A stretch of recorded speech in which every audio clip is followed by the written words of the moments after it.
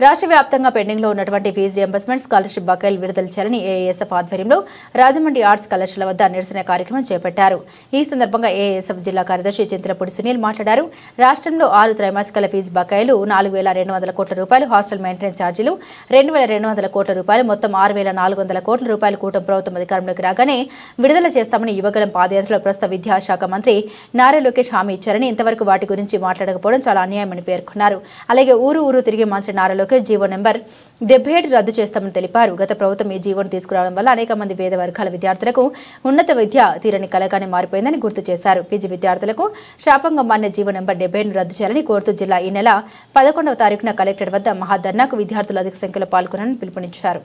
AISF రాష్ట్ర సమితి పిలుపులో భాగంగా ఈ రాష్ట్ర వ్యాప్తంగా పెండింగ్లో ఉన్న ఫీజు రియంబర్స్మెంట్ ఏదైతే ఉందో 6,400 కోట్ల రూపాయలు విడుదల చేయాలని చెప్పేసి ఇవాళ రాజమండ్రి ఆర్ట్స్ కళాశాల వద్ద ప్రధాన గేట్ వద్ద ఇవాళ ఫీజు రియంబర్స్మెంట్ 6,400 కోట్ల రూపాయలు వెంటనే విడుదల చేయాలని చెప్పేసి ఈ రాష్ట్ర ప్రభుత్వాన్ని డిమాండ్ చేస్తున్నాం. అదేవిధంగా మరి గత ఎన్నికల ముందు నారా లోకేష్ గారు ప్రతిపక్షంలో ఉన్నప్పుడు విద్యారంగ సమస్యలు ఏవైతే ఉంటాయో మేము అధికారంలో రాగానే 100 రోజుల్లో వాటన్నిటిని పరిష్కరిస్తామని చెప్పేసి ఇవాళ సంవత్సరం పూర్తిగా అవుతున్నా సరే విద్యారంగ సమస్యలు కూడా ఎక్కడ కూడా పరిష్కరించని పక్షం ఉంది ఈరోజు.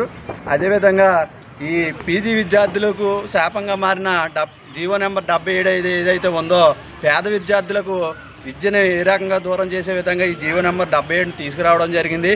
దీనిని వెంటనే రద్దు చేయాలి, జీవో నెంబర్ 77 రద్దు చేయాలని చెప్పేసి మరొక డిమాండు. అదేవిధంగా ఈ రాష్ట్ర వ్యాప్తంగా మెడికల్ కళాశాలలు ఏవైతే ఉన్నాయో అవన్నిటిని కూడా ఇవాళ ప్రైవేట్ వ్యక్తులకు అప్పచెప్పే కుట్ర జరుగుతుంది.